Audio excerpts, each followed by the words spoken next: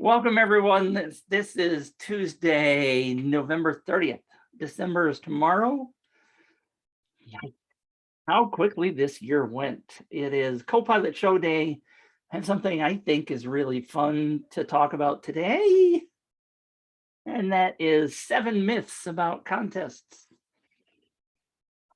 We all want to run contests, right? We all want to run good quality contests, but we also need to know what the contestants are thinking, and some of the things that they're thinking we're going to talk about today, and a lot of the things that you may be thinking or not thinking, we're going to talk about those too.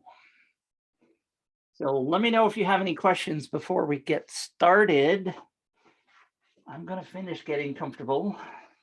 Gotta take off my Crocs. I tried to buy a new pair of Crocs and that didn't work either.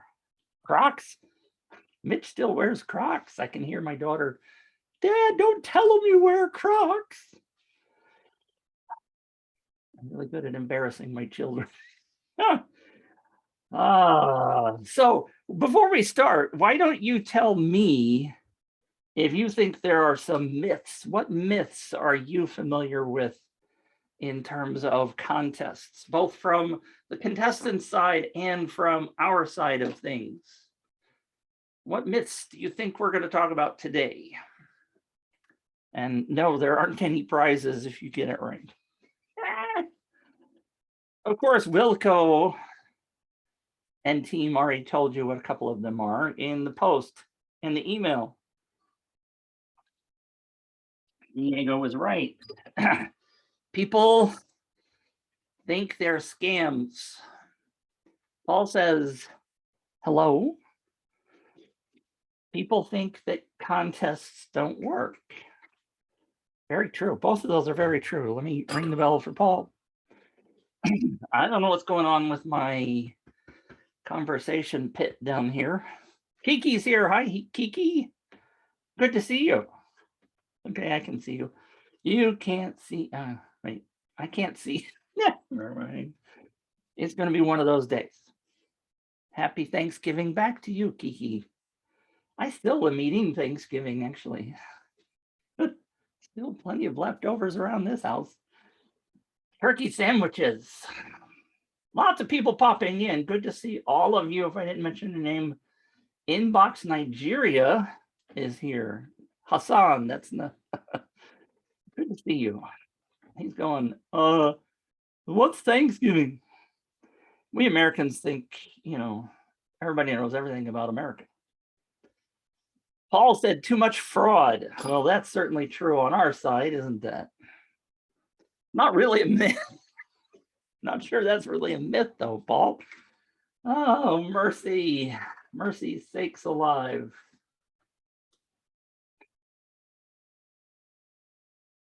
All right, let's just dive in. What do you say? What do you say? Let me make sure I got the right things set up here.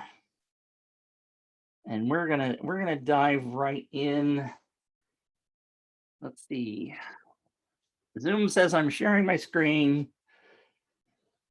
7 myths about contests and why you should understand them. It's certainly very important for you to spend time thinking about these things. If you want to run a good contest, you not only have to know about the myths of our side of things about building the contest, but you also have to know about what they're thinking, because if you're not thinking about what they're thinking about, then it's going to be a struggle for you to run a very decent campaign.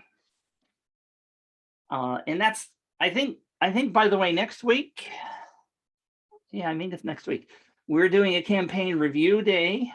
So if you've got a campaign you're working on now, or running now, or thinking about running in the coming weeks, and you got it somewhere stable, let's talk about it. And one of the things I would like to talk about in doing that next week, if you have one of those, is one of the myths we're going to talk about is the trust factor, right? Paul just mentioned too much fraud. That's from our side, right? Too much fraud. From our side, we're seeing too many people cheating. But on the other side, those people Our wonderful friends who we want to enter our contests often think that your campaign is fraud, that it's fake. Bob, I'm gonna ring the bell for Bob. Only people looking for a freebie. Let's dive in. Let me go to the next slide. Let's see if I can do this right. Myth number one. See, I rang the bell for Bob. Bob got myth number one right, at least in my book. Myth number one, all contest leads are just freebie seekers. I see that all the time, absolutely all the time. Is it true? Is it really a myth? It's partially true, right? There are some people who are only freebie seekers and they will never, ever buy from you, right?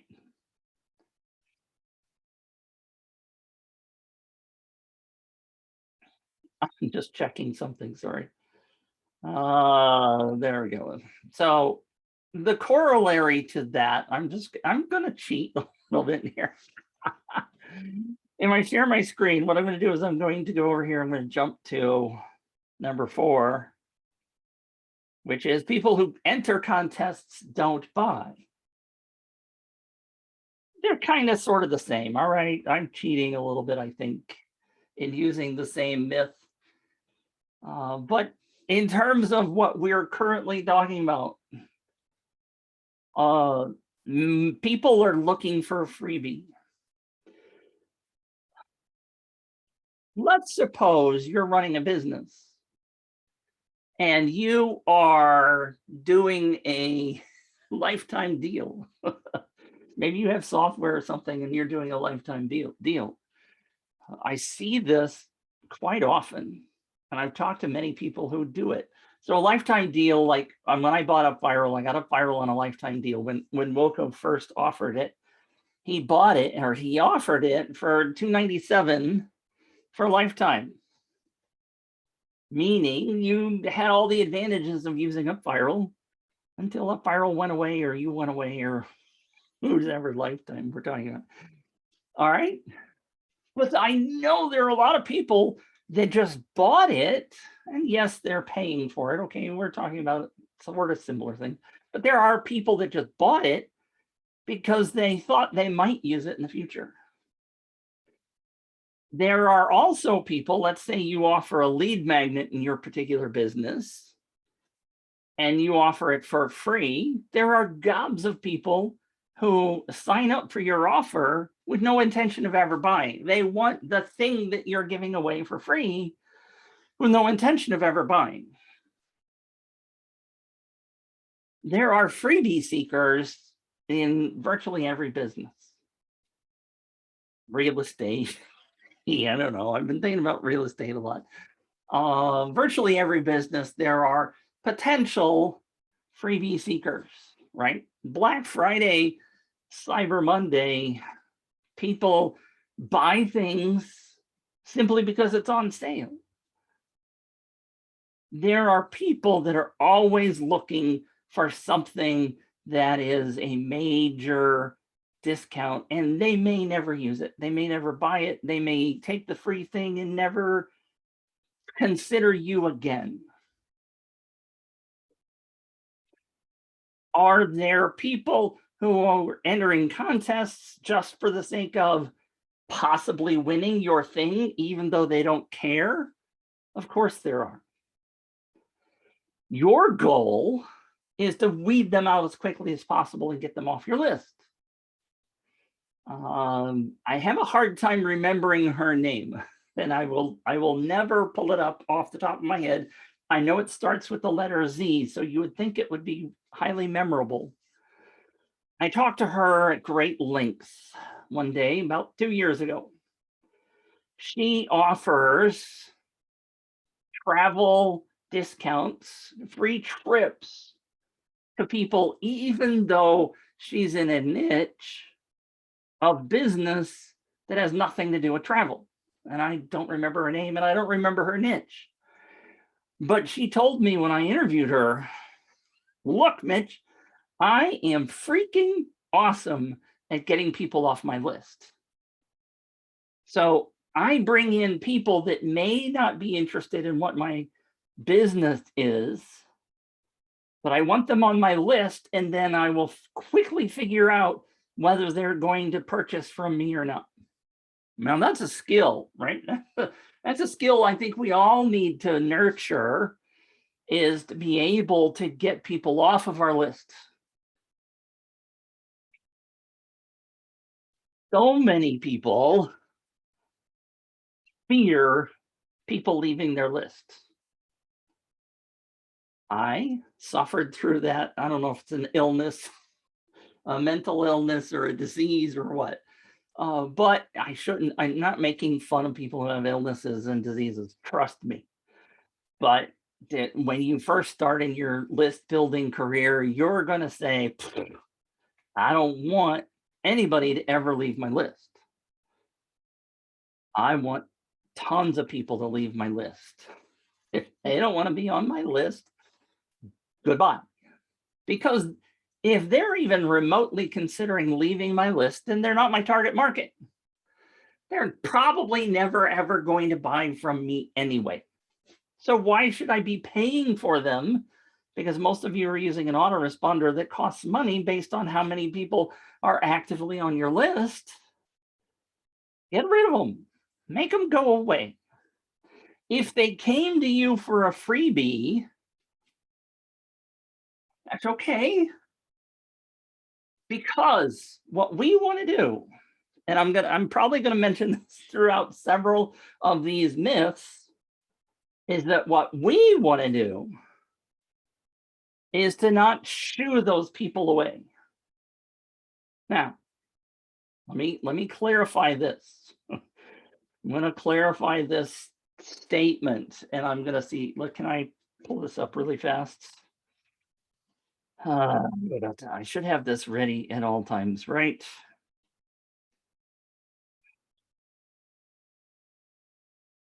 The offer has to be everything. It has to be so enticing that people are willing to crawl through broken glass to get it. I show that because my friend Bradley said it, and I love to quote it. Bradley used to be in the UpViral group. He's off doing some really fun stuff right now, but it's so freaking true. If your offer is attracting nothing but freebie seekers, then you're in the wrong business, or you're in the wrong offer business.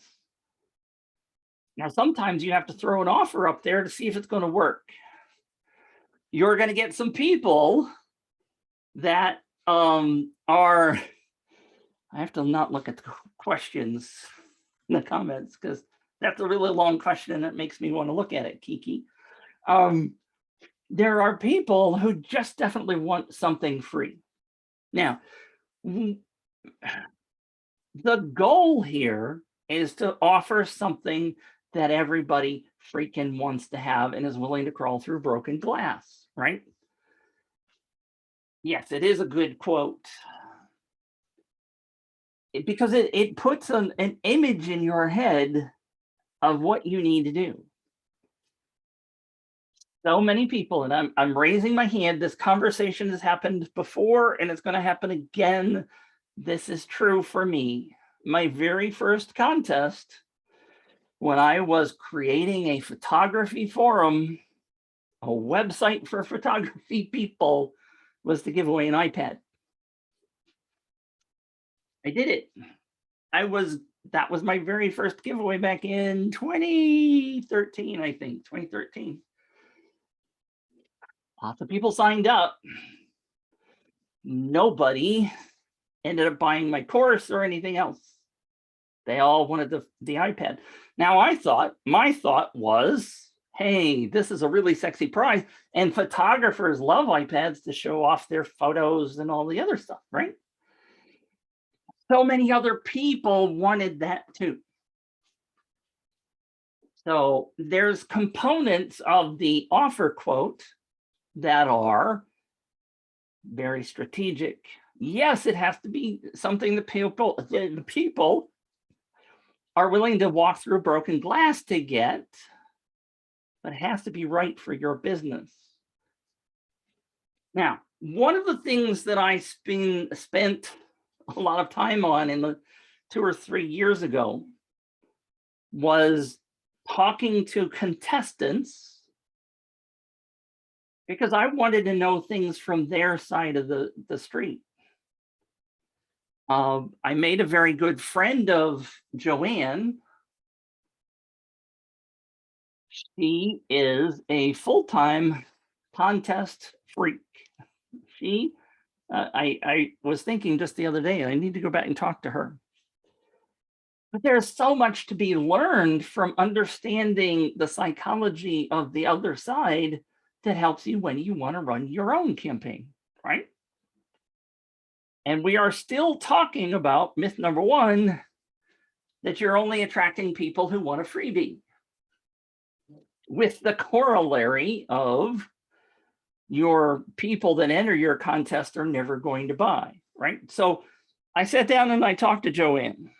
Yes, we talked face to face on Zoom. One of the things she told me was, for myth number 1,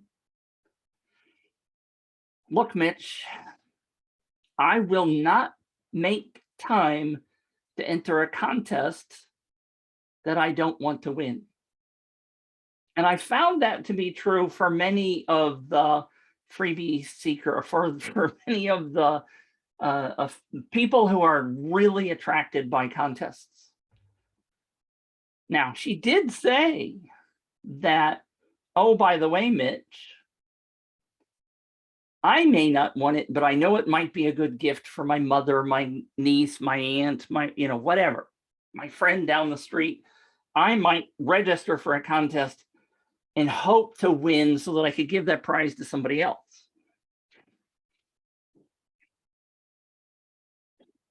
All right.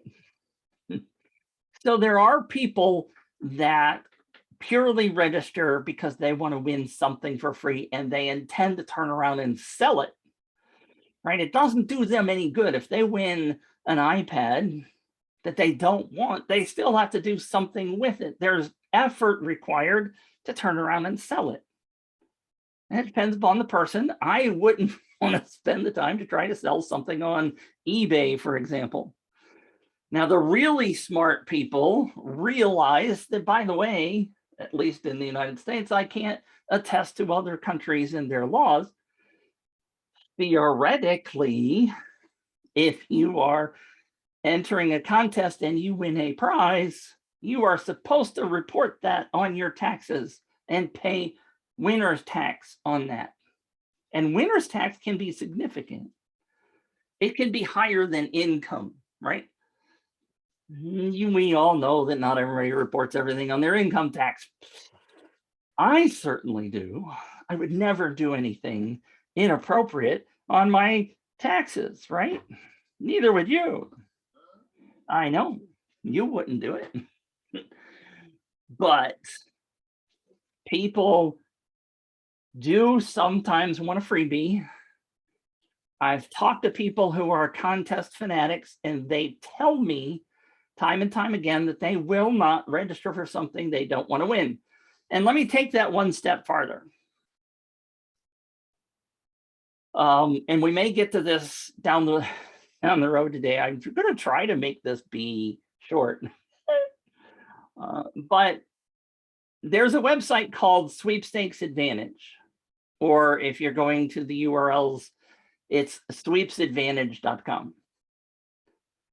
I've made a good friend of the gentleman who runs that website because I've been using it to enter and have to instead of paying for Facebook ads, run an ad over on his site to get people who are used to entering contests. Now, the good news about that is that they register at a really high rate.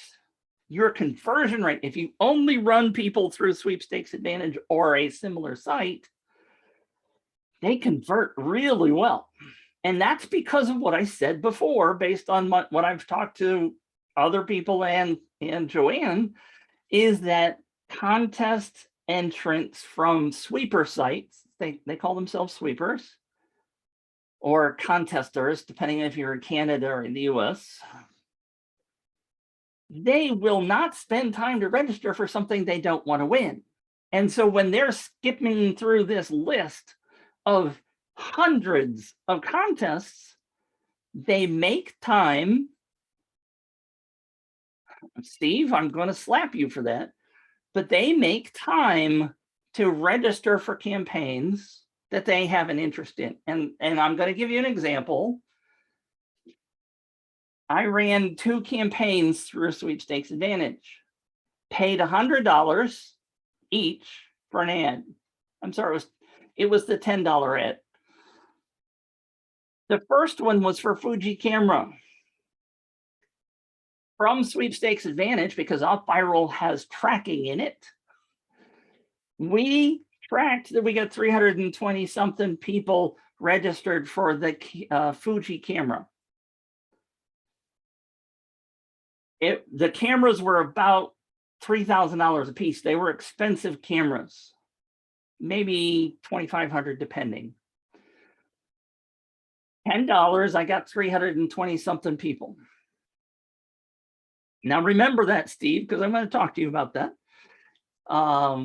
The second campaign that I tested through Sweepstakes Advantage with the same $10 ad was a $5,000 trip to Bali from anywhere in the country, in the world, although Sweepstakes Advantage is only USA and Canada. So anybody in the US could enter. $5,000 trip to Bali, but it was for a meditation retreat.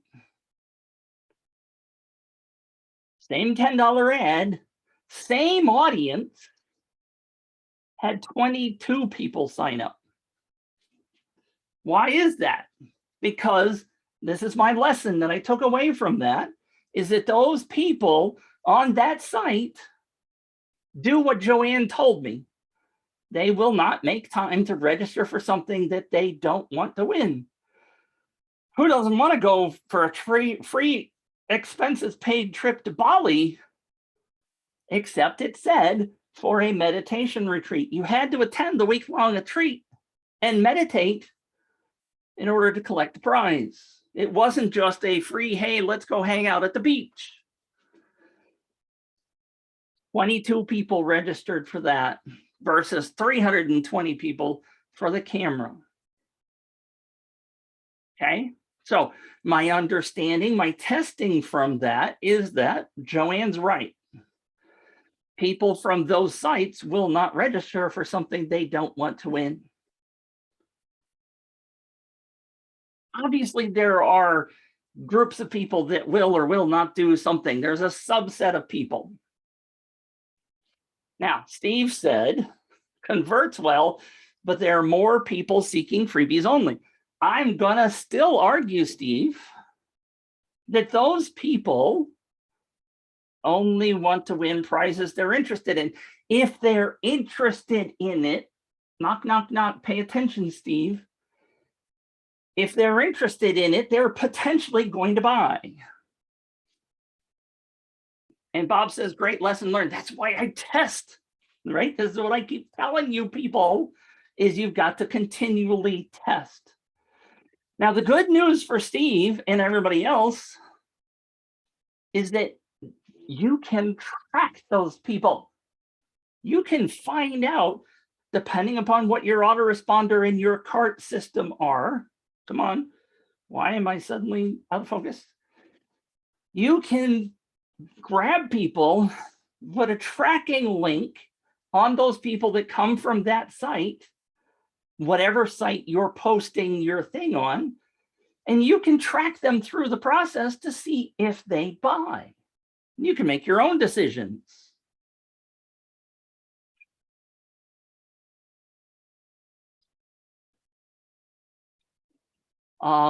Steve says, okay, I had many people from Sweepstakes Advantage, but not one signed up for the membership that was free.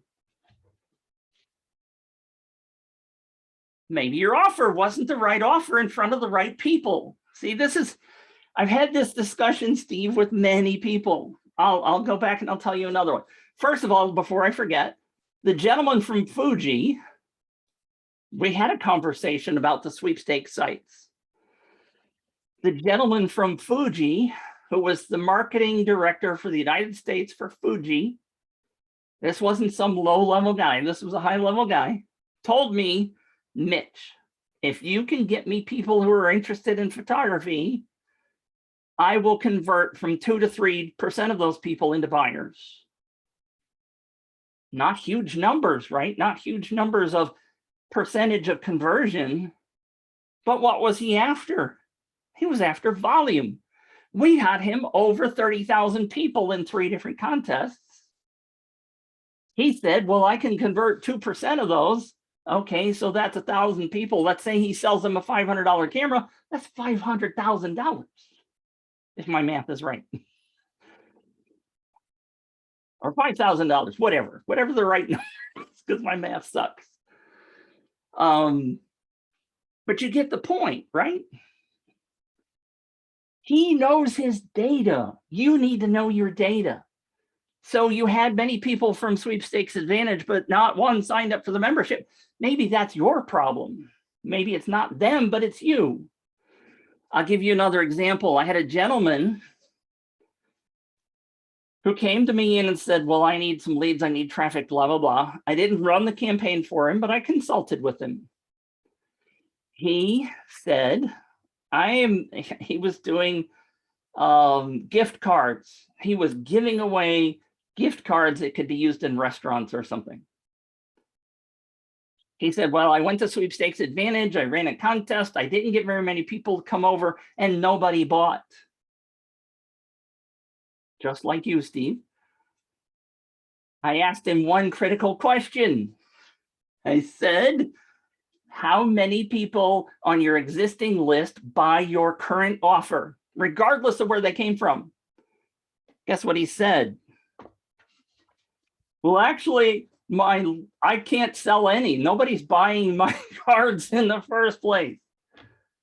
Okay, so his problem wasn't Sweepstakes Advantage or one of the sweeper sites. His problem was his offer sucked and nobody was freaking buying it. You got to spend time, and I'm not saying you haven't, Steve. I don't know all of what you've done, but you got to spend time and look at the data and find out what's working and what's not working. Maybe Sweepstakes Advantage isn't the right place for you. I get it. That's true for many people. That's okay. And there are gobs of other sites. I pick on Sweepstakes Advantage because I use them all the time. One of the members in my mastermind recently used Sweepstakes Advantage, and she got good conversion numbers on the back end. It depends on a lot of different factors. I'll go back and tell you about Joanne because I'm still talking about number one, freebie seekers, and they don't buy, which is number 4. Joanne, who I spent a long time talking to earlier, right, about, she gave me an example. She said, Mitch, one time I won a cell phone from Samsung. I think it was Samsung. And that was in 2013, I think. 3 years later, I needed a new smartphone. I bought another Samsung because I had won the one previously. She said, guess what? My mother liked it so much, she bought one. And then 3 or 4 years later, I bought another one. One example, not the example that covers absolutely everybody, but the idea is once you get them on your list, it is your job, I'm pointing at you, it's your job to convert them. The gentleman who was complaining about the traffic source for his cards, his gift cards, wasn't even able to sell them on the other side. Steve Hogland How is it the entrance problem? You need a qualified list. Maybe start with the end in mind, work backwards. Posting on a contest seems like a bad idea for most prizes. I'm trying to tell you it may not be a bad idea, Stephen. It depends, and you got to think about it and you got to test it.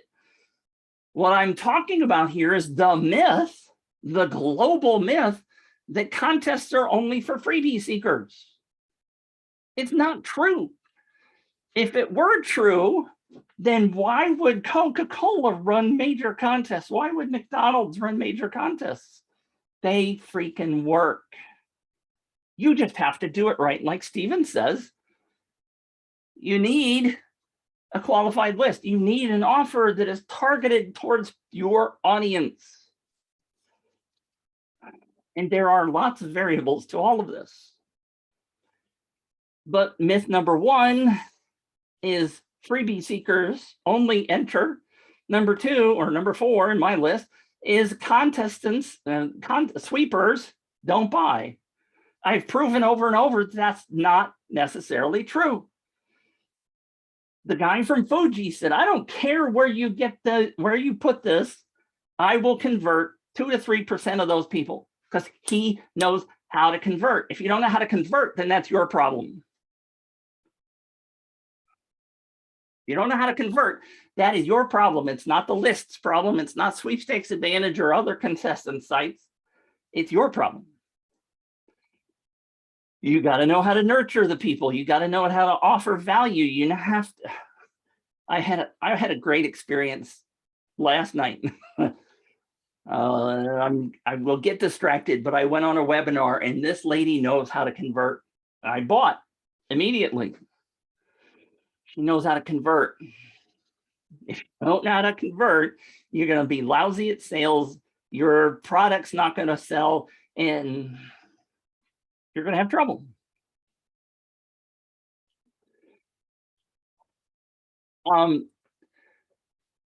Niraj, I just joined UpViral today. Pretty excited about it. I help entrepreneurs rapidly scale up their businesses. Can you please advise me a good offer that can help give my entrepreneurs?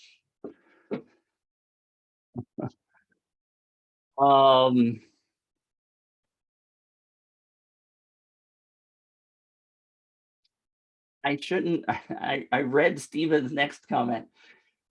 I'm not going to try. I mean, that entire Niraj, that's an entire conversation about what's a good offer.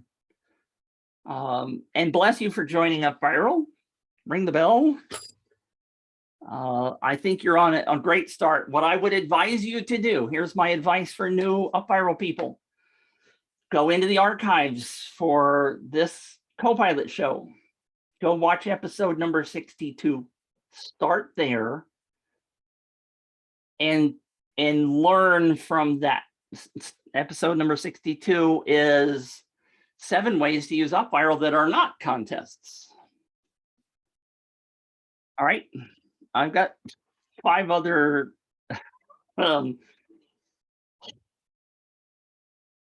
myths to talk about today. Steven said all those examples are big buck corporations. I said Fuji, yes. The one that was the Bali trip was not a big bucks company.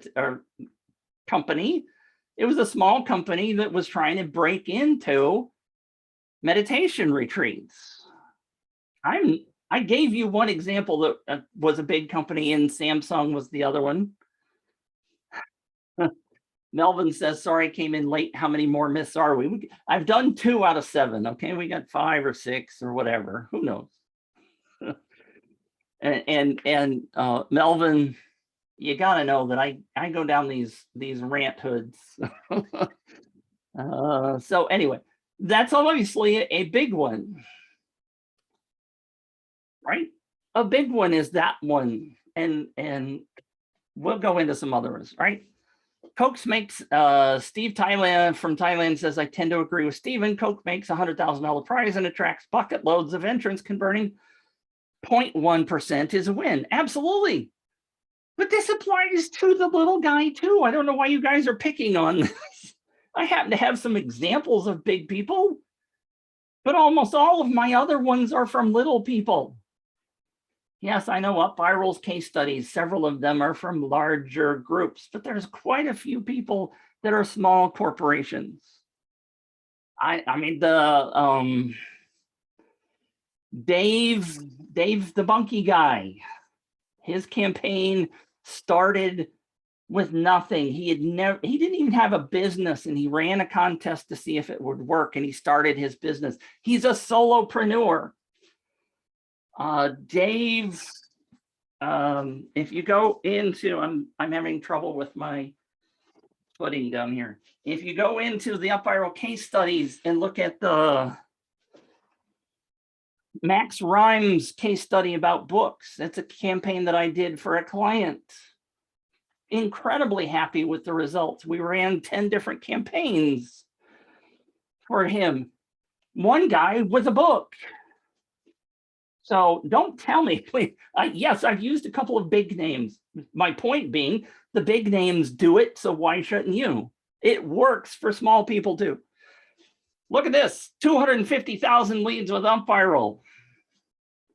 Most of the campaigns that I ran were for small photography companies, not big corporations. Most of them are little people. So Pete, how to use UpViral with MLM? That's a whole topic. I'd love to talk about that one someday. Maybe I'll put it on the list. Have nothing to give away as such. Now, one of the very first episodes, and this goes for you too, Niraj.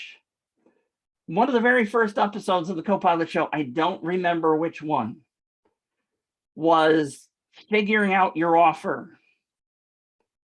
Go watch that episode. For an hour plus, Mark and I talked about figuring out what your offer is, and we gave a worksheet. I don't know if that's still available, but the worksheet, if it's not, come talk to me. Go to contactmitch.com. I will help you figure it out. But if you don't figure out the right offer, then none of this is going to work.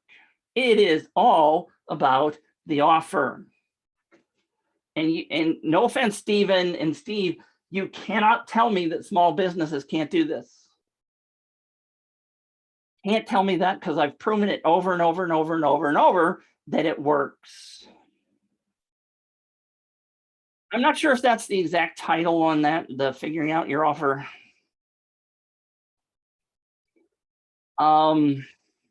Ed asked the question, are there any episodes that focus on getting webinar registrants to refer their friends? Yes, we talk about it a lot. I don't know if there's a specific episode, Ed.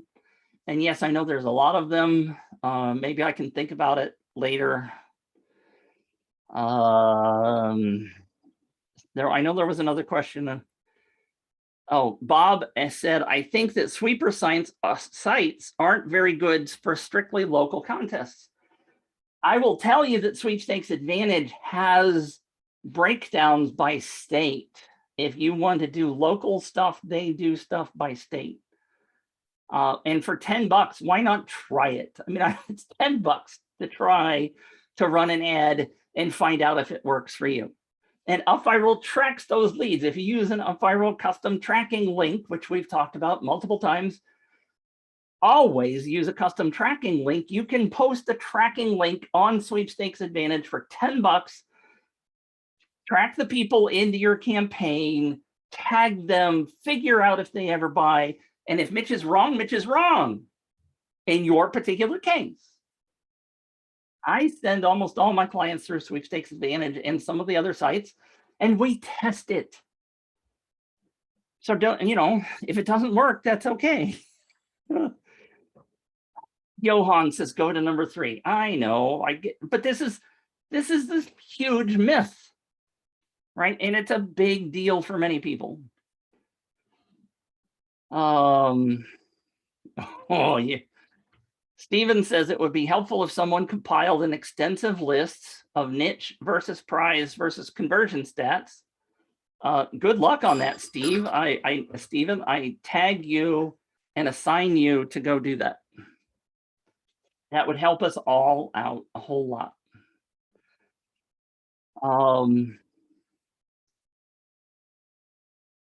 Steve Thailand says, note to new players with longer campaigns, sweepstakes advantage is limited to 1 month at $10. Yes, it's $10 for a month. I think I said that. Note that you can submit as many things as you want as long as they're not duplicates for your $10. To extend is $100. That is not true, Steve. Now, let me rephrase that. They do have additional offers where you can pay per click, well, not for a group of clicks, and it is $102. I don't know for sure, but Contest Girl is $50 for an ad. That some of them charge different rates. But for $10, I mean, come on, $10 to try and see if it works for you. It's on you to figure out whether or not it worked, right? You got to track those people. I can't do that for you. All right. So we're, holy crap. I swear I just looked up and it was $30 or 3 minutes after the hour. All right. So, sorry, I got to go over here and I got to go to, we'll do this. Myth number 2. Number 2. They're all a scam just to send you spam. Now, this is kind of sort of on the contestants, the entrance side, right? We all know, and the reason I brought this up, I'm not going to spend a lot of time talking about this, but this is a very valid myth. I was just, before the show started, doing a little bit of research, and I found something from AARP, right? The retired people site, which they keep sending me mail trying to get me to sign up. But an article on their website said, basically, for older people, just don't enter contests because they're vast majority of them are scam. Oh my God, I want to smack them about the face and head, right? I understand that seniors get scammed, but blanket statements like that drive me bonkers. That's kind of like, oh, the sky is always purple, right? It's just like, no, it's not. There are some times where it can be purple. Anyway, but the deal here, I'll go back to it, right? Number 2, they're all a scam. You, as a business owner running a contest, you have to think about this fact that people think that all contests are scam and they're just going to get on a spam list and nobody, it's not worth their time and they're just going to get so much spam, it's going to be ridiculous. Now, there are 2 aspects to that. Number 1, you got to build a trustworthy website. You have to think about making sure that your offer isn't considered spam. You have to think about it. You have to look at it from their perspective and look at your campaign. You know you're not a scammer. You know you're going to do this the right way. You know you're going to deliver the prize, because I've seen so many people say, myth number 12 is nobody actually wins, right? Maybe I have that in my list. I don't even remember. But you got to be able to deliver. You have to build trust. If your offer looks scammy, they're not going to enter. And that's why I said on the review show next week, I'm going to look at that kind of as an aspect of the offers that come in. You have to be trustworthy. Here's another one. Let me do this one. Myth number 3, they all go viral. This is important for you and me, right? This is the big problem on our side. We bought a tool that says viral in it, right? I can't do this backwards. Viral. Going viral has to, number 1, do with your offer. Number 2, I really shouldn't read those questions. Brain jumps. Number 1, we all think it's going to go viral. It has to do with your offer. Number two, the joy of UpViral is that we all think that it's just magically going to start referring people. The question earlier from whomever, I've forgotten who it was, said, well, how do I get people to refer others? And yes, that's the whole, I've talked about it so many times, right? Let's go back to the real basics. Let's suppose you're giving away $100 gift card to Amazon or some store that's very popular. Okay. You're giving away $100. Betty Lou comes into your contest and she registers. How many people is Betty Lou going to refer? UpViral gives you the functionality to earn extra chances to win, to share, and do all that kind of stuff. But somebody tell me, everybody tell me, is Betty Lou going to refer others for a contest with a $100 gift card to Amazon? Somebody tell me. What does Betty Lou want? Come on. I know there's a tiny little delay, but somebody can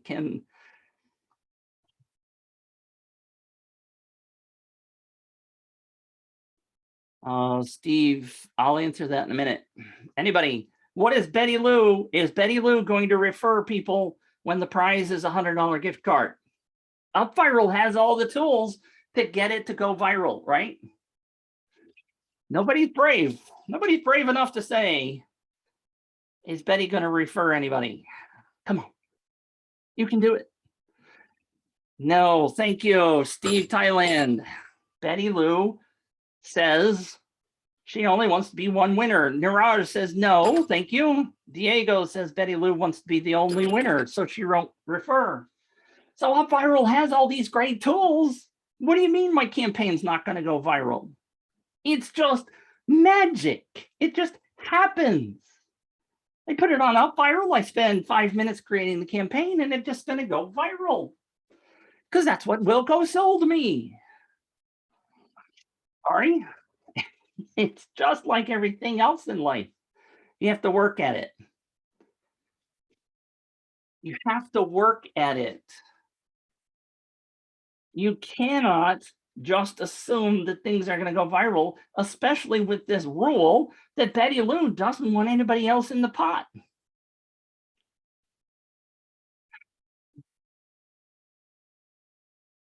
Okay. Now, Steve from Thailand just said, so offer the same prize as a random draw and the same prize for the refer, blah, blah, blah. The 3 prize triangle that I talk about all the time, that's one way of doing it. But my point is, you have to understand that a campaign is not going to go viral all by itself. Okay. And if you were on the call a couple of weeks ago, I showed a campaign that my mastermind student AJ is running. At the time, he was getting 17 referrals for every person who joined the campaign. He sent 1 email to his list, and that brought in 7. They brought in, let's say, 10 people, and those people referred 17 others. So he had 170 referred leads. And he says to me, hey, after 5 days, it dropped off like crazy. Why is that? I thought this was supposed to go viral if you're getting 17 referrals for every one on the front. Well, think about it.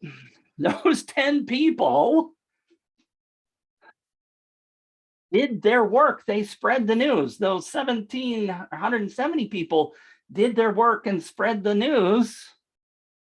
But then it peters out because social media peters out. People lose attention. They forget about things.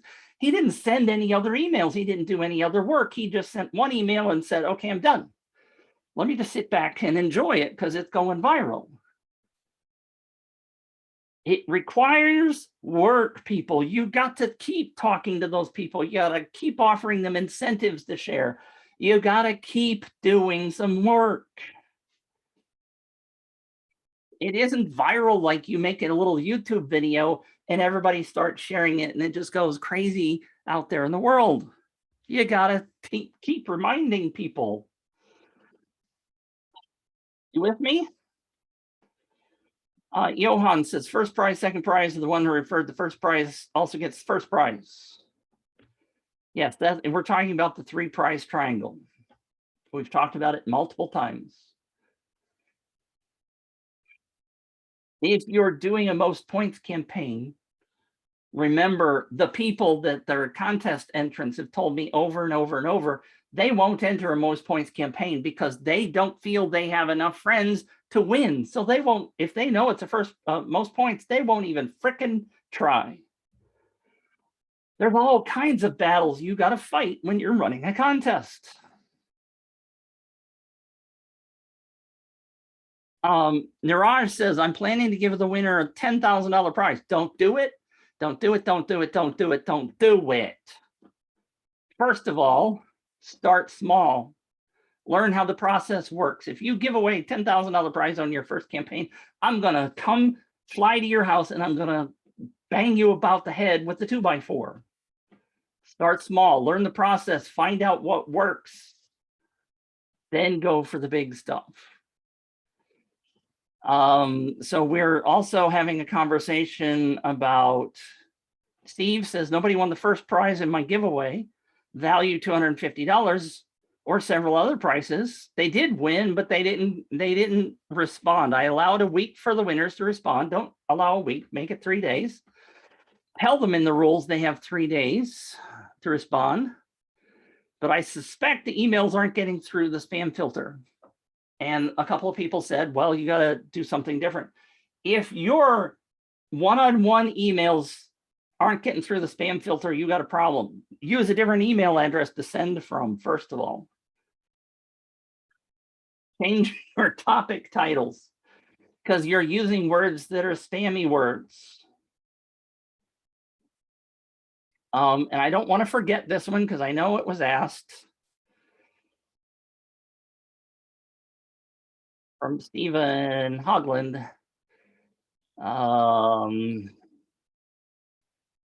What is the typical unsubscribe rate of entrants after a contest? That's on you. That is on you. That is on you. That is on you. Unsubscribe rate. If they're unsubscribing, you didn't offer the right prize. If they are unsubscribing in volume, you are not nurturing them properly. My experience, the vast majority of people, and I mean like 3% will unsubscribe immediately after a contest. When done properly, the unsubscribe rate is small. Now, I'll also tell you, I meant to tell you this earlier in the first conversation about the other stuff. God, time goes so fast. My suspicion, this is Mitch's suspicion, that no matter what your traffic source, because even posting on Facebook, let's go back to the sweepstakes thing. I know you're tired of me talking about it, Johan, but even if people are posting on Facebook, there are going to be people who just register because they want to win, right? I've talked to multiple people who run contests and they make a guess that maybe that group of quote unquote freebie seekers is anywhere from 10 to 20%. If it's more than 20%, and even 20% can you feel like a big number, then if it's more than that, then you are putting the wrong offer in front of the right people, or you're putting the wrong offer in front of the wrong people, or whatever the right phrase is. It's on you to run a campaign that is going to convert well. If it doesn't convert well, you blew it.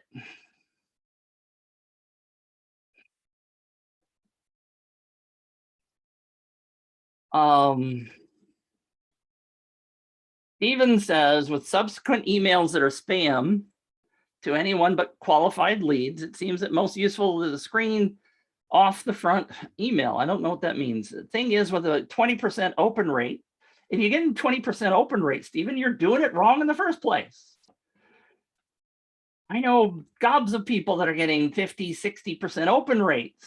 You've got to learn how to nurture your audience. You've got to learn how to talk to your audience. If you're only getting 10 to 20% open rates, you've got a problem. You're too spammy if you're getting those kind of open rates. Go back, find the episode that Christina Etheridge was my guest on. I don't remember what episode it was. Watch that. Okay. Watch that. If you're getting a 20% open rate, you need to work on your email messaging because that sucks. And I know a lot of marketers think a 20% open rate is a great deal, that's awesome. If you think that, it's wrong. You should be getting 40, 50, 60% open rates. This business is hard. This business stuff is hard. Go back, look for the episode with Christina Etheridge. Watch it. She's one of my mentors. She is awesome at doubling your email open rates. Melvin says, I feel like everyone's experience is different. Yes, it is. Absolutely true. I'm quite taken aback because I've gotten at least 50% open rate from my few clients as I just started off. Great. Says, is that not normal? For some people, it's not. But again, it goes back to the offer. Darmut says, my main lesson from the Black Friday offer contest is Black Friday is not suited to my audience. Great, you learned something. Right? He says it was a huge failure. No, it was a great lesson. I mean, Darmut's in art that is attractive to Irish people, right? Steve says Christina is also at leadsandleverage.com. Yes, that's her website. I'm in her mastermind. I'm paying her money so that I can have better open rates. That's how much I love Christina. Go watch that show. If you're having trouble with email open rates, even if you're not, go watch that show. There's another one that I did with the guy, and I can't remember his name. A few weeks before that one. Can't remember his name. Terrible. It's my brain. On email deliverability. Go watch that episode.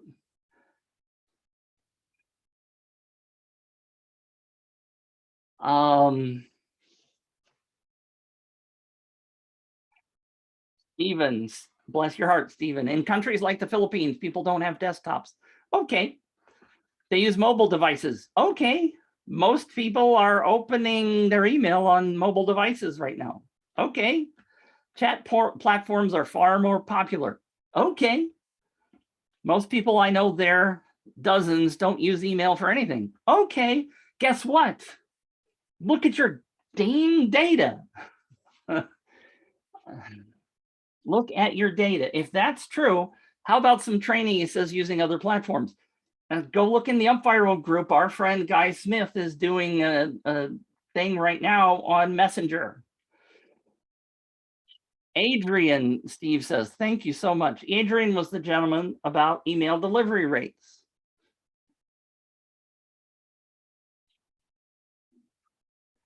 Do we have an UpViral app for Android mobile phones? No. All of UpViral is web-based. Yes, there are other platforms. You should be looking at text platforms. You should be looking at messenger platforms. You should be looking at chat. But I will tell you this time and time and time again, statistics, I don't care what you tell me. And yes, there are particular audiences that this is not true. I'm going to go back and I'm going to slap this up.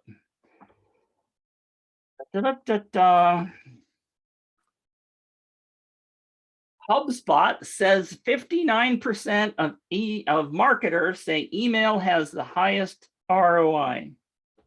I'm going to throw this one up too. In a study of buying patterns of over 72 million customers in 14 different industries, 40 times as many purchases came from links in emails than Facebook or Twitter or blah, blah, blah. That a study from Castoria. Are you paying attention to me? I'll go back and I'll talk about AJ, the guy that was getting 1 to 17 for a while in his campaign. the campaign we looked at in the mastermind last year, where he was sending to sororities, so teenage, young adult women who are interested in sororities, we went in, looked in his UpViral data, and those women were sending 3 times as many emails as they were doing Facebook shares or Twitter shares or anything else. But we didn't know that. We made the assumption that young people weren't using email. Quit making assumptions and go look at your data. Your data will tell you what's going on with your campaign. Don't make assumptions about your audience. Look at the data, test, test, test, test, test.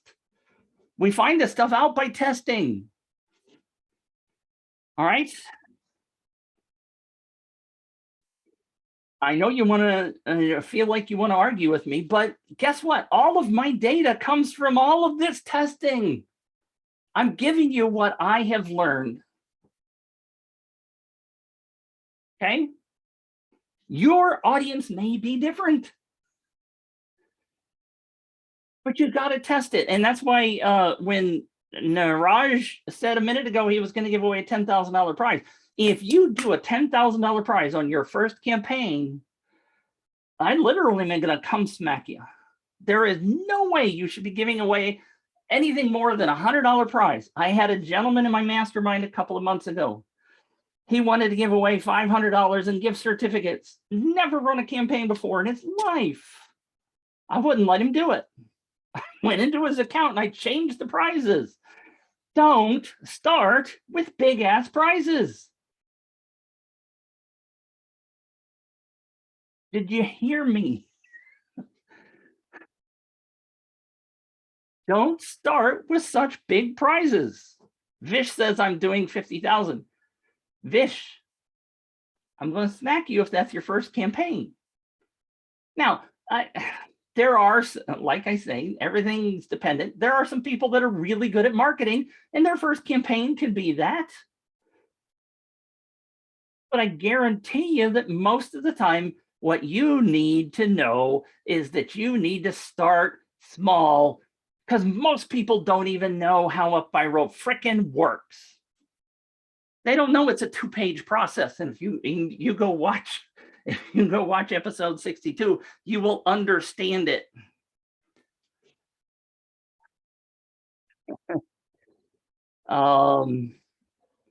Steve says the guy from Brazil last week, I'm sorry, I did not watch last week's show, said a free steak prize worked best with the chat platform. Great. He tested it. Bravo for him. You're not arguing. I understand, Steve. Sometimes I get a little wound up about this stuff. Part of the reason there isn't specific training for those other platforms is I haven't used them. I am an email guy. We can use our own data that works best. Yes. What I'm starting to work on is texting. But it's still my primary method is email. And the texting is to just remind people, by the way, there's something going on in the contest. And by the way, Melvin says something relevant that your audience treasures and values. Yes, but 50,000 or 10,000 prize. He didn't say it was cash, so I would be careful. He did not, neither one of them said it was a cash prize. They just said it was valued at. Seems to be a huge drain on the client. You're going to get railed by clients if it fails. Yeah, I mean, there's all kinds of things. Don't forget that in the United States, if it prize is more than $600, you have to, as a contest operator, you have to send in a tax form to the IRS that says somebody won a prize that's more than $600. Are you doing that? You should be. I do. It's also why I hardly ever offer anything more than $600 anymore, because I don't want to fill out the tax forms. It's not hard, but I don't want to do it. And then some people get mad because they're like, I don't want to have to pay taxes on this. I didn't know I had to pay taxes. Imagine a $50,000 prize and you have to pay taxes on it. Why on God's green earth would I do that? Paul says probably the best to focus on email first, especially if you're a newbie. Once you know completely what you're doing, then you can try other platforms. Yes, thank you, Paul. Ring the bell. So many people, I have seen so many people try a big prize on their first campaign and it fails, and they go away and they say contests suck. No, you suck at marketing. I'm sorry, I'm blunt. You can't. Sorry. I don't mean to make anybody mad or anything. Must be an audio problem. I can't hear the bell. You don't hear that? It should be just going through my speaker. The bell is sick. Huh. Well, you can hear my voice, right? Let me go to my audio program. Let's see if I ring the bell. It's showing up on my thing. All right. So anyway, I've gotten distracted again. So that was number 3. Number 4, we've talked about. Number 5. Oh, look. Oh. Bob says I was joking, but I'm glad I pointed it out because you got to hear it more, right? All right. Your prize doesn't have to be really expensive. Absolutely true. You don't have to give away the big prize. You don't have to do that. Start small. Please start small. And by the way, speaking of the tax thing, Paul just says the tax situation in the US is deadly. You don't seem to get much for it either. But don't forget that laws are critical to this process. If you're not following the laws, you could get in big trouble. But don't forget, like in the United States, for a prize greater than, if I remember, it's greater than $1,000, the state of Florida and New York and Arizona require you to put up a bond. I've never done it, I confess. I'm raising my hand. But the laws say in those states that if you are offering a prize greater than, I think it's $1,000, please don't quote me on that, you have to put up a bond to prove that you're going to give away the prize. So know your laws. All right, number 6. I think we've talked about 5 to death, right? Number 6. It's okay to ask for a purchase as the method. And I'm not going to dive into this a whole lot because I think that's actually a whole topic of conversation. We've talked about it in my mastermind a couple of times because people want to offer it. But the key here is, because I know there are gobs of contests that are doing it now. The rule in the United States is that you cannot require a purchase unless you have a free method of entry. Now, let me rephrase that. You cannot require a purchase, period. You have to have a free method of entry available, but you can apparently do that. And I've seen quite a few companies recently require and offer points for purchases, like a point per dollar spent. I've seen Outback do it. I've seen there's a truck company that is doing it. Charities are doing it. You have to have a free method of entry in the United States. I'm not going to spend a lot of time on this topic, but please don't require people to purchase as their initial method of entry. Now, I believe you can have a free method of entry like UpViral does, and you can offer additional points for a purchase. But I am not a lawyer and I don't play one on TV and I am not a legal advisor. So you would need to talk to your lawyer about that topic. All right. So that's myth number 6.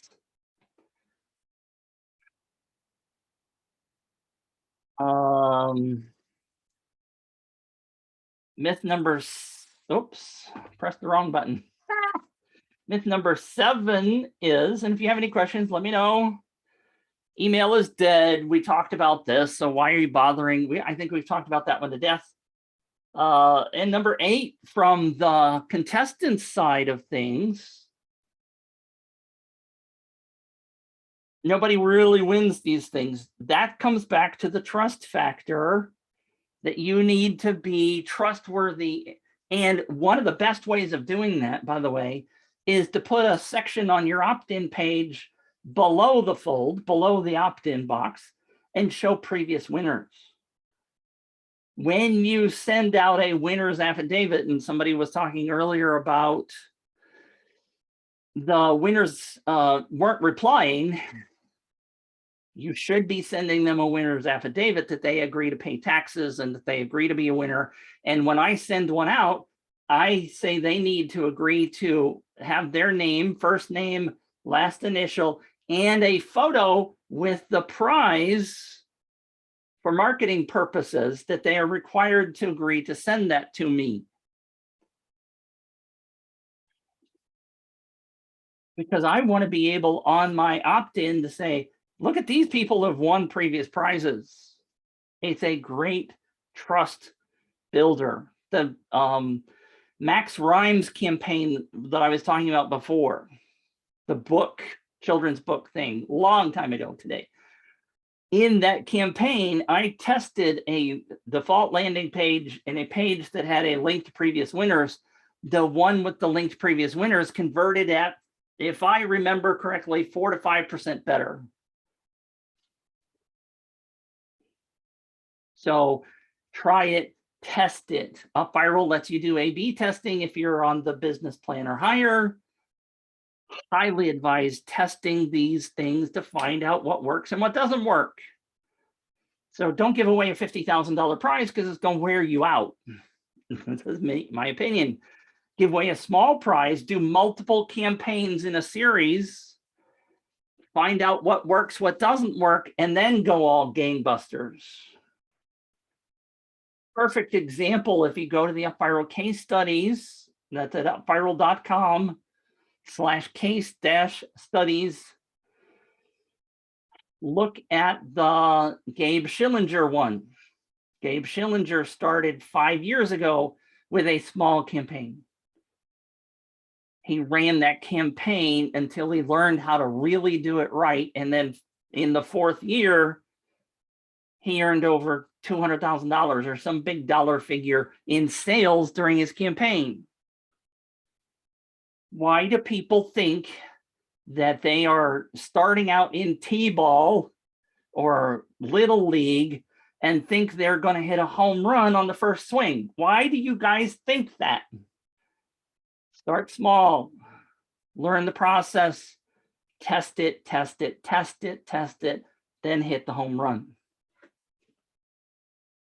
Darmoot, we all knew, looking at your campaign, no offense, those of us who looked at it, we knew it wasn't going to get you hundreds or thousands of leads because you were in a very small niche,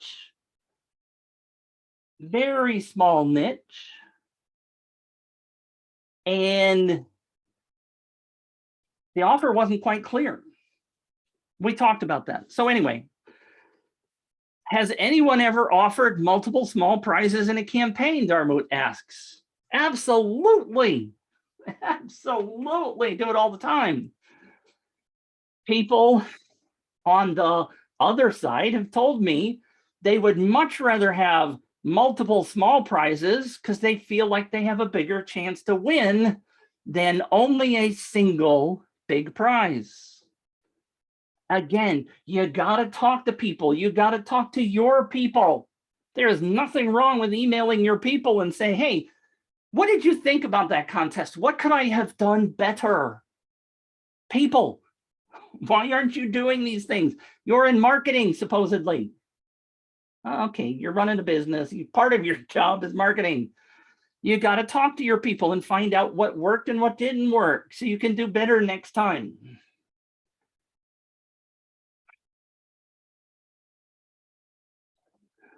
Let's see, I got to scroll back. Canada, Rena. Hi, Rena. Thank you for commenting. I'll ring the bell for your first comment. Entry must also have purchase requirements. I'm sorry. Entry must have no purchase entrance requirements in Canada as well. It's pretty common. Many places call it a lottery or a raffle. If there's money involved, don't do it. They're illegal. Doesn't mean you can't get around it, but they're illegal. Pardon me. And don't use the word raffle or lottery in your marketing. Those are really bad words. Peter, who actually consulted with me a couple of times, bless your heart for coming back. I sell a product that requires a monthly subscription. I want to run an evergreen campaign that will give people 3 months free subscription for referrals. Okay, go do it. Bless your heart. Yes, there is nothing wrong with using UpViral for a rewards program. Throw a contest in there. Pick a winner every month. Let the people stay on. There's all kinds of ways. Go back and watch episode number 62, 7 different ways of using campaigns UpViral that are not contests. I talk about referral campaigns in there. If you haven't watched episode 62, go back and watch it. Go watch episode 62. And if you've watched it once, watch it again. There are so many gems in episode 62. I'm going to throw this up. Let me get to the right place. I had this in my presentation at the bottom. UpViral is a 2-page flow. It's an opt-in page and a share page. Use it for lead magnets. Use it for contests. Use it for a reward program. Use it for a wait list. Use it for a product launch. Use it for webinar signups. There are so many different ways you can use UpViral. I am running my entire business with UpViral. I don't use ClickFunnels. I don't use other opt-in tools. I only use UpViral, and that's not because somebody's paying me to do that. I was doing it long before I started doing the show. Okay, does that make sense? UpViral has so many freaking uses. Steve from Thailand, PJK, what did I miss? PJK, oh, that was about the subscription and the opt-in through campaign. You can get people to earn a coupon in 3 months. UpViral, but applying it is the trick. UpViral does have coupons in it, and you can issue coupons for incentives. Rena said, so many big talk product webinars online. Big numbers are always thrown around. Yes, of course they do. Look at me, I'm wearing a shirt that says I got 250,000 leads with UpViral. Not about the big numbers. Please don't make it about the big numbers. Make it be targeted referrals. Make it be targeted people. My friend AJ that I talked about before with sororities, he is getting gobs and gobs of people that are sorority members, and nobody else will want to win because it's only sorority paraphernalia, what they call, the swag and stuff. Make your offers targeted. Don't be giving out generic stuff. Vish said, can the leaderboard stats be reset every month? No.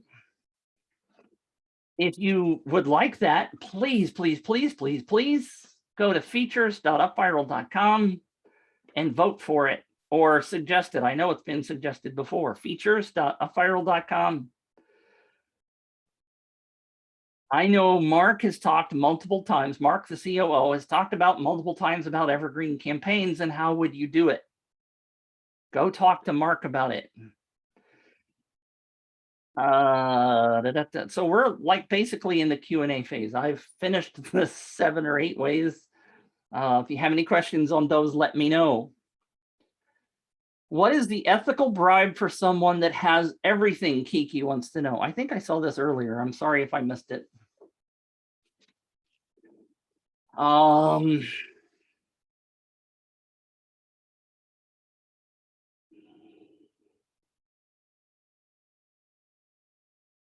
right, this is a very interesting / tough question to hit me on the fly.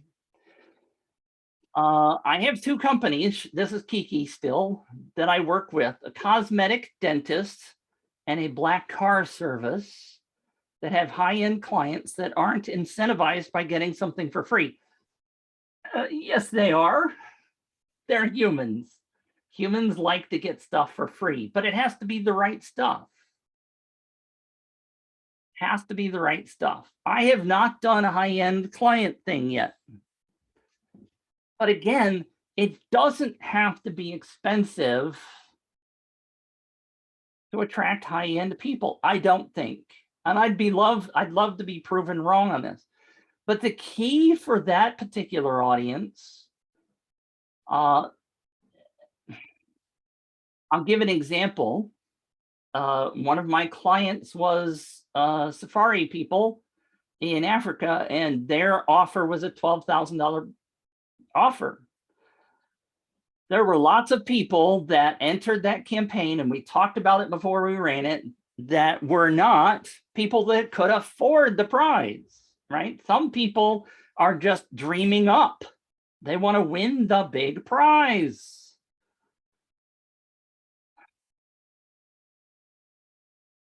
They want to win the big prize, so they're dreaming upwards. That particular client got nobody to buy a tour from the 8,000 people that came in. We talked about it. I knew it was a struggle for his campaign, and he wanted to do it anyway. It's part of testing. Didn't really cost him anything to offer the prize. So anyway, I love what Stephen Hoagland just said. For rich people, an exclusive prize may beat an expensive one. I think that's, here, I'm going to do this. There. Sorry. It is a real bell. For those of you who don't know, it's an antique bell. My grandmother had this in her house for a long time. This is a fake bell. All right. But I do think that's a great idea. Exclusivity can be very glass crawling worth, right? It's all about the offer. The offer has to be attractive. Steve from Thailand said, rich people like free stuff and discounts too. Absolutely they do. They have money, but that doesn't mean they don't want to save some. But you do have to go through the process. Now, something that people forget, I mentioned it before, go talk to people. Say it again, go talk to some of the people. Find out what the audience wants. Now, Steve Jobs will tell you nobody knows what they really want, but you can get some very good ideas from talking to the clientele in the first place. Bob says, check the bell for cotton wrapped around the clapper. There's no cotton around that. It's just brass, and it's loose. I hear it very well. You can find out all kinds of things. No, Kiki says, would I ask what you want for free? No. Yeah, that's a great question. I'll ring that one. What you want to ask them is not what they want for free. What you want to ask them is what really excites you. And again, in in the dentistry niche, um, I don't know, free root canal, somebody mentioned earlier. I don't want to win that. I don't want it to ever happen to me.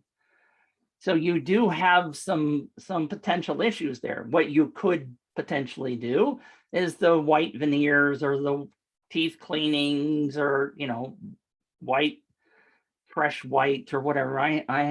My teeth are not white. I would love to win a $2,000 whitening thing. The problem with that potentially is, again, I've obviously not paid for it. I could pay for it if I really wanted it.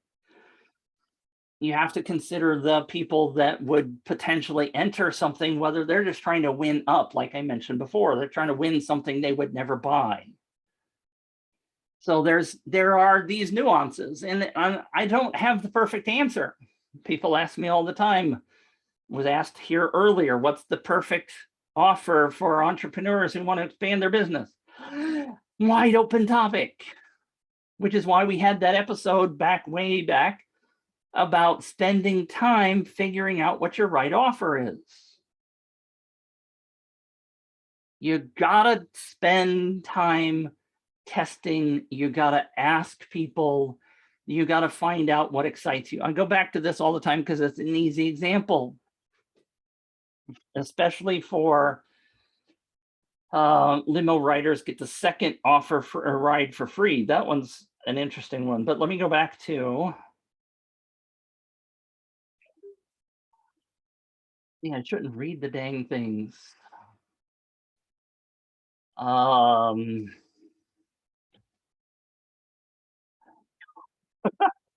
all right, never mind. I just forgot what I was going to say. What was I talking about?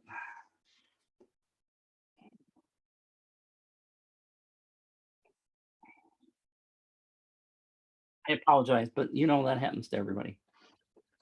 Kiki says exclusive versus expensive. Oh, ask the customers what they want. Oh, the Bradley quote, right? That's where I was going. Bradley tells the story, or used to tell the story a lot about, he did campaigns for the survival niche, people that thought the world was going to end, the preppers, right? World's going to end. First thing they offered was a camping stove. Second thing was a camping chair, or a grouping of those kind of things. The third was a tent. They finally, after multiple offers, like 5 or 7 or something crazy number of tests, they offered a $97 halogen flashlight. They got more freaking leads from that than anything else that they'd ever tried. In fact, one of my mastermind members is something I'm going to give away as Christmas gifts. He has a halogen flashlight that has a powerful battery in it that can start your car. I want that. I'm going to give it to my daughters and put it in my car as a gift for Christmas. But the key is they tested and they tested and they tested and they tried different things until they found the right offer. And then they ran that offer till it was blue in the face. But you don't have to give away the massive big prizes. A $97 flashlight was all those people really wanted, and it got them really excited. And then they start marketing to them, hey, we've got camping chairs, we've got folding tents, we've got this kind of burner, we got this kind of food that you can buy in case this world's going to crash, and water and this and that. But they got them on the list with the halogen flashlight for $97, and they could give those away till the cows came home. Right? That goes back to the other thing. What I was trying to do was the prize does not have to be expensive. Okay. I'll give you a summary. It's 10:30. I want to wrap this up. It's an hour and a half in. the summary of what I tell people to do. I tell my clients this, I tell my mastermind members this. I've mentioned it on the Copilot Show multiple times. The very first thing you should do is sit down for an hour. And I really suggest an hour. Take away all distractions. Take away your phone, turn everything off, and sit there and make a list of every asset you could possibly give away, whether you own it now, whether you could own it in the future, whether you could send it out, whether it's electronic. Make a list that applies to your audience. Do not worry about the how. Do not worry about the how, because your brain's going to go, oh, well, I want to give away that halogen flashlight I was just talking about. I want to give that away, and how I'm going to buy that on Amazon and I'm going to ship. Don't worry about the how. Just write a list. Brainstorming, and brainstorming means you don't eliminate anything because you think it's a stupid idea or your brain goes to how. Just make the list. Make the list. Please make the list. Think about books. Think about electronic things. Think about top 10 lists. Like this particular episode, 7 myths about contests, I could turn into a lead magnet, right? I could turn it into an ebook. I could have the how side. I could have somebody transcribe the thing and put that out as an ebook. There are all kinds of things that I could do, but that's a thing. I would write it down. Checklists, ebooks, how-to guides, top 10 lists, all kinds of things that apply to your niche. $15,000 prizes, $50,000 collections of prizes, teeth cleanings, root canals, write them all down. Don't think about how, don't think about cost, don't think about anything. Just write it down, because one thing's going to spark another. And then it's going to spark another. Don't do anything else. Don't be distracted. This is the most valuable thing you will have going forwards, whether you're going to do a contest or not, whether you're going to use UpViral for it. Once you have that list, 3 months down the road, you go, well, I need a new lead magnet. I need to test the lead magnet. And you just simply go, oh, I got a list over here. I'm going to go down the list and I'm going to see what I could offer. Okay? It's insanely valuable. All of those could be incentives. If you refer 3 people, get this top 10 how to do this. Get a checklist for that. Get a checklist how to run an UpViral campaign. Who wouldn't want that, right? Then you have this massive list of things. Now once you have the list, you can start doing the how and the cost and all that other stuff. You can eliminate things, but you could even take some of those things on that list and you could say, hey, rich guy who's just had a dentist treatment, what would you want off of this list? What would really get you going off of this list?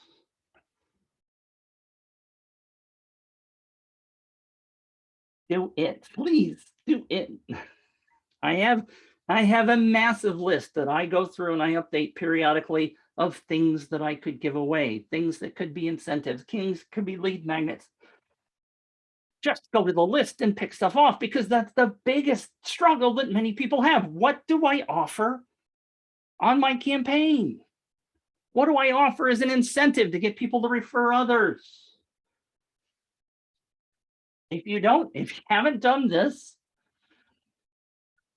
I'm going to be brutal, then you're failing as a marketer. I'm brutal about it. I know I'm brutal. I believe in this so much that you need to do it if you haven't done it yet. Trust me. Take an hour. Take 30 minutes if that's all you can spare. Make the list and keep it somewhere where you know it is, because it's going to save you down the road. It's going to save you when you want to run a contest. Because the biggest problem with running a good contest is knowing what to offer. Have I preached on that one long enough? Please go do it. I'm serious. I am very serious about that. My clients, when they, Steve from Thailand says, drink a beer whilst making the list. The free thought flows. I make my clients do it. The clients that come to me and say, hey, Mitch, I want to run the bestest campaign ever. I give them a list and I say, go make a list based on some of the things you see on here, some examples. Go make the list. If you have to, I will sit on the phone with you or on the Zoom call and we will make the list. That client is the only one that can make the list. I can't make it for them. I can give them suggestions, but they need to make it. And I do make my clients do it. They're paying me big bucks and I'm making them go make a list. That's how serious I am about it. If you don't have a list, you can't make a good campaign because you're going to sit there and go, what can I give away? What can I make for an incentive? How, Mitch, what do I do? You can make your own lists. All right. Thank you for watching the 7 myths of why contests work or whatever I titled this. Anybody have any other questions? Did I answer the question? Steve said maybe custom vanity prizes work well for many niches. A $300 Glock knock-off pistol might work for a gun niche. Those without 5 minutes of every new batch the company opens, do the homework first. Thank you, Stephen. Yes, do the homework first.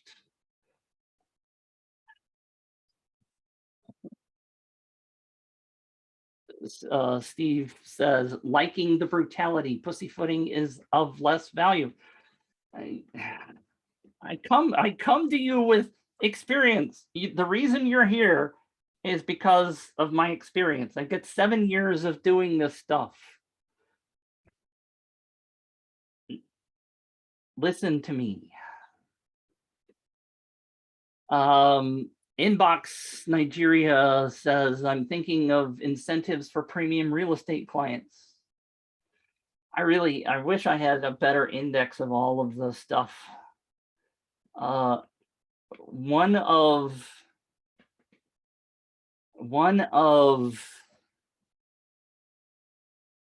the shows recently, I talked about real estate, and I don't remember. It was a couple of weeks ago. It was not last week because I was not hosting last week. Maybe it was the week before. I talked about creating a QR code to be able to have on a placard when people come into open houses. Premium real estate. There are things you can do with UpViral for expensive. What you're not likely to do is to get a lot of people that are just posting it over on Facebook, right? I don't think that rich people are going to post a whole bunch of social media stuff for you, but you can certainly do other incentives to get people moving. Marina says, I feel like I've been slapped around black and blue. Good, down-to-earth, sobering advice. Well, I'm old enough now. I've been through this enough that if you get mad at me, I realized about 10 years ago, I was doing photography video niche, and people would blast me on my videos on YouTube. They would say, your audio sucks and your video sucks, and why do you think you're doing this? And I'm like, I eventually learned that I can't please everybody. I'm going to make some people mad. I'm going to have people that just think I'm too weird. That's okay. I've learned that there are plenty of people who are attracted to my goofiness and my quirkiness, that I can run a business and I can help people, which is my ultimate goal. I want to help you. And if I'm not brutal, not me, I'm not trying to be mean. I'm just trying to give you the best advice I can. And if it doesn't sink in, I still go back to think about the only professor that I really remember from college, which was in 1978. The only professor I remember downgraded us on our papers if we didn't have the staple at a 45-degree angle in the upper left-hand corner, because it made life better for him when he was reading through our papers. It was brutal. He was brutal. He's like, oh, everything is an open book test. I want you to know where to go look things up. And he was brutal on his grading. But I remember him because it was the best learning of my entire college career. And I was kind of pussyfooting around for the last 20, 30 years with stuff. And I wasn't mean to people. I wasn't brutal, but I've learned that brutal works. You got to do these things. If you don't, you're going to fail and you're going to blame me. Niraj, your new future of Countdown Timer. First of all, I'm not an UpViral employee. Okay, I'm an independent consultant and I use UpViral all the time. So it's not my feature. The Countdown Timer is not available to the Cyber Monday package. I don't know what Wilco offered for the Cyber Monday package. If it is a basic plan versus a business plan, the Countdown Timer is not in the starter plan, whatever it's called. Countdown Timer is only available in business. You got to go talk to them about that. I cannot help you on that one other than tell you to go to talk to support.